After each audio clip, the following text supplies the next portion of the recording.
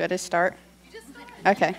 So before I start, I'm going to give you guys a warning. I am nothing like my mother, so I don't like talking in front of big crowds. I'm very shy, and if I pass out, it's okay. Just give me a minute, and I'll get back up. But, okay. So my life starting out was pretty easy, or I thought it was, because I didn't know that the literal hell was going on around me. When I was little, my mom was in an abusive relationship with my biological father. But due to her being an amazing mom, I didn't know what was going on. My life was fine to me. Even though there were some nights as a kid, I could remember this horrible fear that would come over my mother, but I never understood why.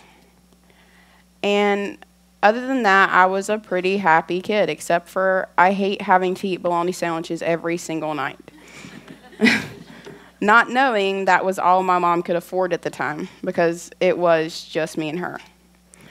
And there were rough times, like when my mom would struggle on trying to find something to eat, or kids being mean to me at school, but nothing other than that. But overall, the early years of my childhood were great, and I'm forever thankful for that. When I was around 4 or 5, my mom had got a boyfriend, whom is now her husband, Billy. And I'm going to be honest, at first, I didn't like him. I did not want to share my mom, and I did not want to share my spotlight in the family.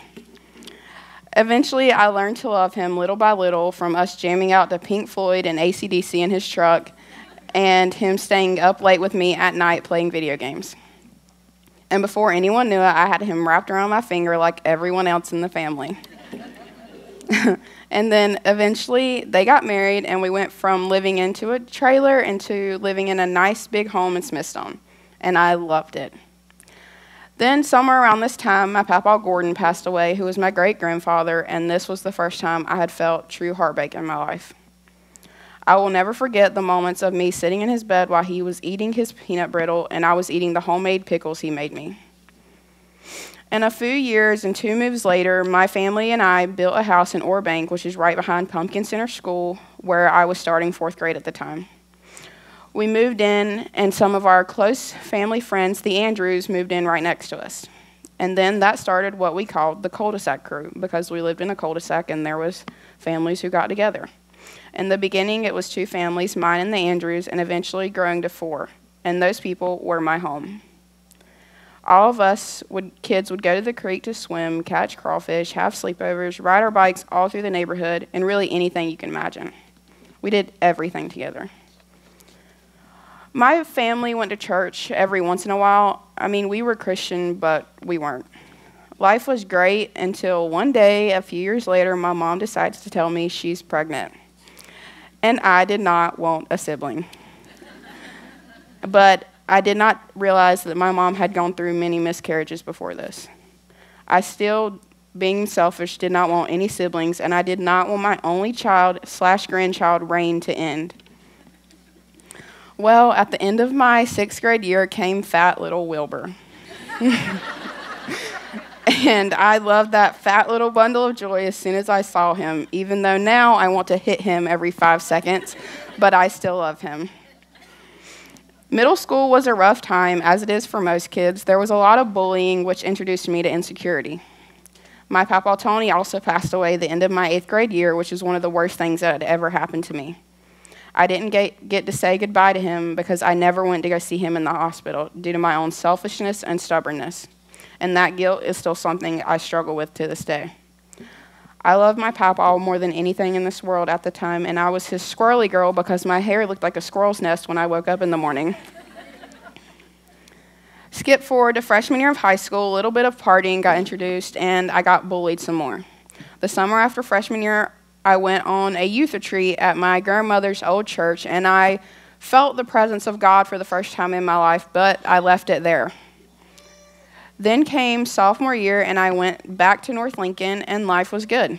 Then came end of sophomore year, and I met a boy, and I ended up falling wholeheartedly in love with him. Also, around this time, me and my parents had started attending a small church called Harvest Cove Community Church, which is now called Pursuit. Well, came summer, and I was still with this boy, and we were inseparable. He was the only thing I cared about, and I gave all of it I gave all myself to him, even my virginity, because I wanted to wait till marriage, but I thought I was going to marry him, so why not? I worshiped the ground he walked on, and he did me. Time passed into junior year, and the relationship became toxic for both of us. Then came summer of 2015 after junior year, and I had to say goodbye to my last papa left, my papa Jim, who I loved so much, especially when he would sing Jimmy Buffett on the way to the beach or wake me up early in the mornings to go get breakfast and go hunt shark teeth on the beach. He had been battling brain cancer for a while now, and he was kicking butt at it, but I guess God was ready for him to come home. When he died, he took a piece of my Nana with him because I watched one of the strongest women I know break into pieces. My Nana was my best friend, and watching her go through that was horrendous. Now we are still close, and she is still strong as ever. Then eventually began my senior year, and without me knowing, my boyfriend's relationship with other girls. I had stopped caring about myself, and at this point, my grades and life in general. All of my attention was at this boy, but his was on others. I noticed his attention on others, but I was in denial, and I was doing everything to get his attention back on me.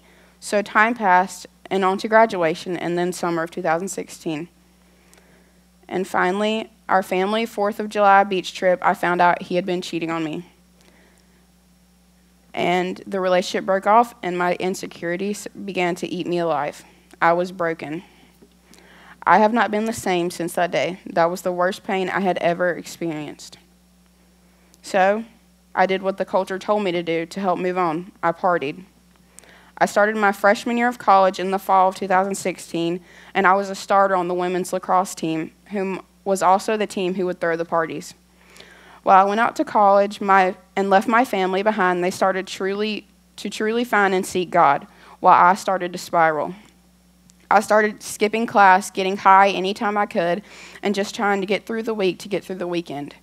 So from snorting a line of Adderall in the morning to get to class or to get through an assignment, to smoking so much weed I would puke or pass out. I was numbing the heartbreak.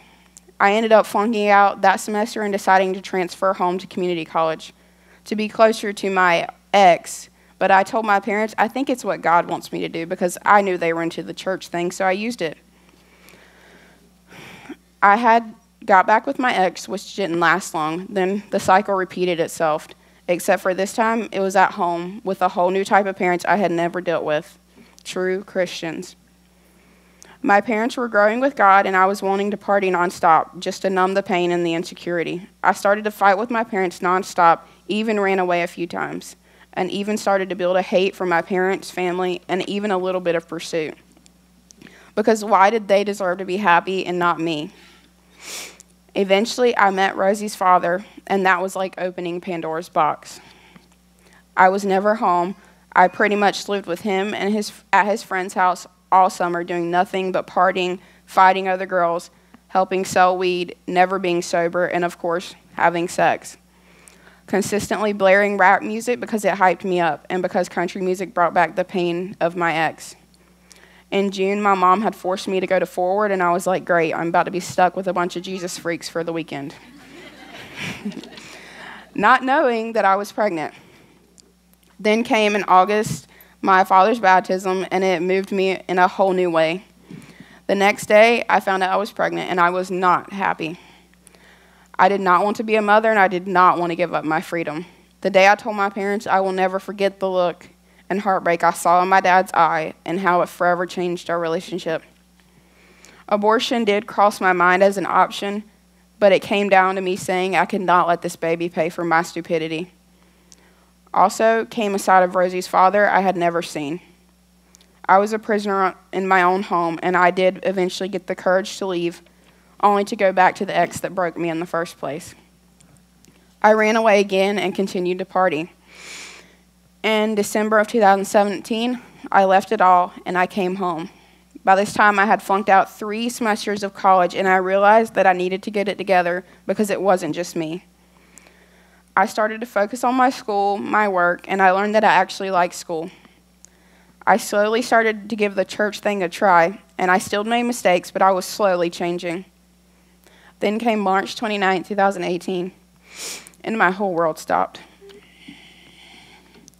I understood and I knew why my parents were the way they were. I got to meet my beautiful little Rosalie Madison for the first time. Now, I really wanted to change, but there was still sinful lust in my life. About 6 weeks after Rosie was born, I went to a big prom after party for West Lincoln and got drunk. And we didn't get home till about 5 in the morning. Thank you. And I woke up at 6:30 because something just woke me up. And I knew, before the sun was even up, I knew I needed to get home to my baby. So crying out to God the whole way home, running on an hour of sleep, and in the dark, I cried to God and I said, I'm so sorry and I'm surrendering it all to you. And that was the beginning of me truly living for God. Then eventually I started meeting with Mama Broom, got my grades back up, got away from all the negative people, and got back to riding my horses and started loving my family again. I still struggle to let go of some of the people in the past and some of the habits, but I know that no matter what, God loves me and He has a plan. Then God told me to get baptized, and so on August 31st of 2018, I got baptized. Slowly, the pieces that were broken started to come together again, and I started to take care of myself and look at life in a whole new way. Then God started to provide with me amazing friends and an amazing church family that I had the entire time but chose not to be a part of. He brought me sweet Jessie to be a friend that I knew would bring me to Jesus and not pull me away from Him. He brought me the dogettes, which I had the whole time, but they were always like my other parents to me. And I knew God wanted me to make them Rosie's godparents. The list of people in this church could go on and on, but I am forever thankful and grateful for every single one of you for making me feel so loved. But forever grateful to my family for not giving up on me. Especially my sweet mama.